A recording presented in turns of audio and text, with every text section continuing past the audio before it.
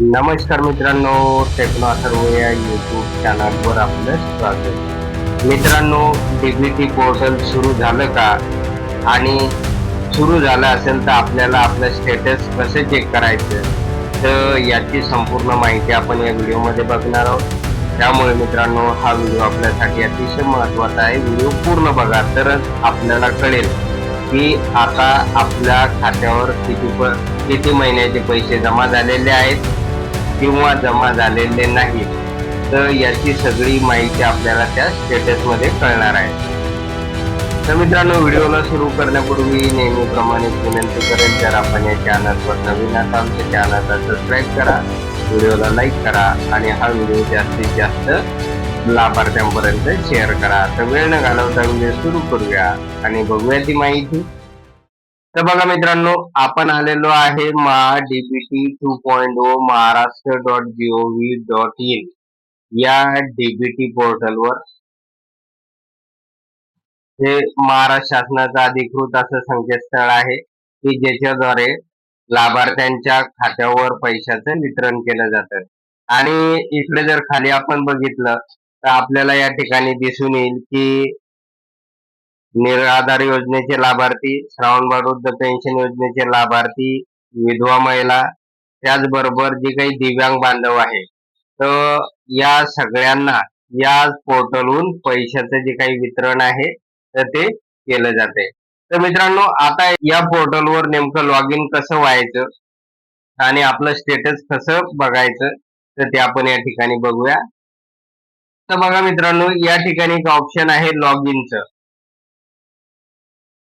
आणि या पोर्टलवर जर आपण नोंदणी केलेली नसेल तर आपल्याला नोंदणी करावं लागेल अगोदर, कारण हे नवीन पोर्टल आहे, मागच्या डीबीटी पोर्टल पेक्षा वेगळं आहे.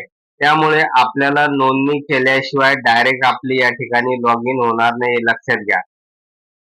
आणि पुढे काय होतंय मी ते सांगतो आपल्याला. तर आता अगोदर काय करूया आपण, हे लॉग इनचं ऑप्शन आहे, याला क्लिक करूया.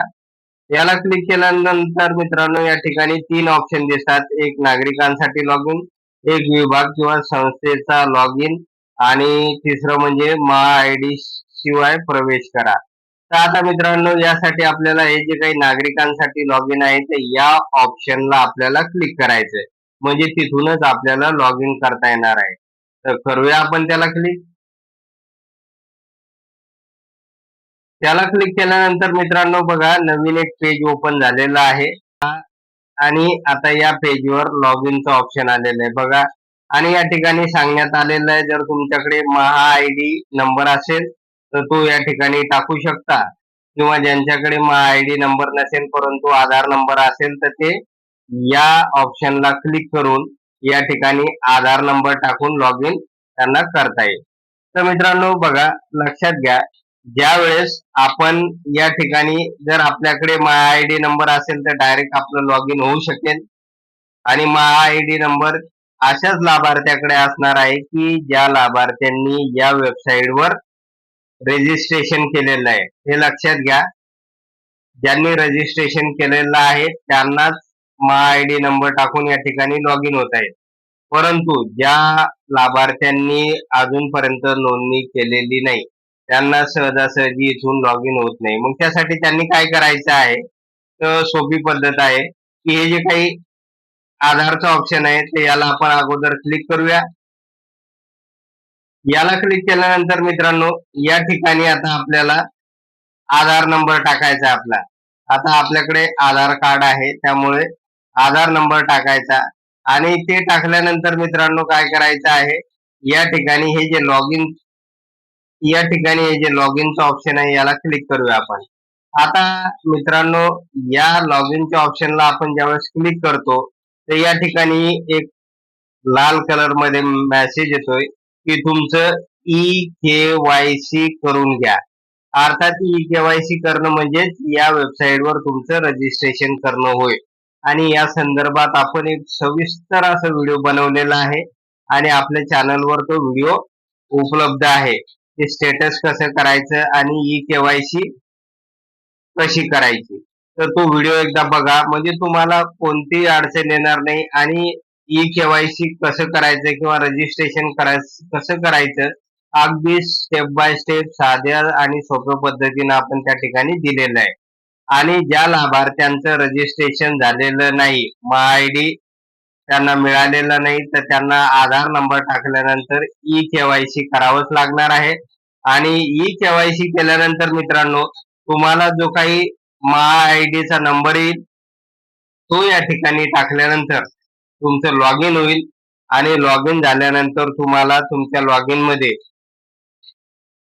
विविध महिन्याचे जे काही ट्रान्झॅक्शन झालेलं असेल, म्हणजे जे पैसे तुमच्या खात्यावर जमा झालेले असेल, तर ते सगळं ट्रान्झॅक्शन लॉग इन मध्ये गेल्यानंतर दिसणार आहे. तर सुरुवातीला काय करायचं, आपल्याला या ठिकाणी ई केवायसी करून घ्या, म्हणजे तरच आपल्याला लॉग इन करता येईल. आणि ते लॉग इन झाल्यानंतरच आपल्याला या ठिकाणी आपलं स्टेटस चेक करता येईल. तर मित्रांनो, अशा प्रकारे आपल्याला या वेबसाईटवर जाता येईल आणि आधारच्या माध्यमातून आपल्याला आपलं रजिस्ट्रेशन करता येईल किंवा ई केवायसी करता येईल. आणि 1-2 दिवस थांबल्यानंतर आपला आयडी नंबर मिळून जाईल आणि त्यानंतर मात्र आपल्याला रेजिस्टरपणे लॉग इन करता येईल. आणि आपल्या लॉग इन मध्ये नेमके कोणत्या महिन्याचे जे काही पैसे आहे तर ते जमा झालेले आहे, हप्ते जमा झालेले आहे, तर त्याची सगळी माहिती आपल्याला लॉग इन मध्ये मिळून जाईल. आता आपल्याकडे सध्या दुसऱ्या लाभार्थ्याचं कोणाचं आयडी नंबर सध्या उपलब्ध नाही, त्यामुळे आपण पुढे जाऊ शकत नाही. परंतु तसा नंबर उपलब्ध झाल्यानंतर मात्र त्याच्यावर आधारित दुसरा पार्ट सुद्धा मी याचा बनवून आपल्या समोर लवकरच घेऊन येईल. तर मित्रांनो, अशा प्रकारे एक महत्वाचं अपडेट होतं. आणि यानुसार आता डीबीटीची जी काही वेबसाईट आहे तर ती सुरू झालेली आहे. आणि जवळपास मागील जे काही हप्ता वितरणाची कामं आहेत तर ते आता पूर्ण झालेले आहे. त्यामुळे आता मात्र तुम्ही या ठिकाणी आधारद्वारे लॉग इन करू शकता, ई केवायसी करून घेऊ शकता, म्हणजे तुम्हाला कोणतीही अडचण येणार नाही. तर मित्रांनो, अशा प्रकारे एक महत्वाची अपडेट होती.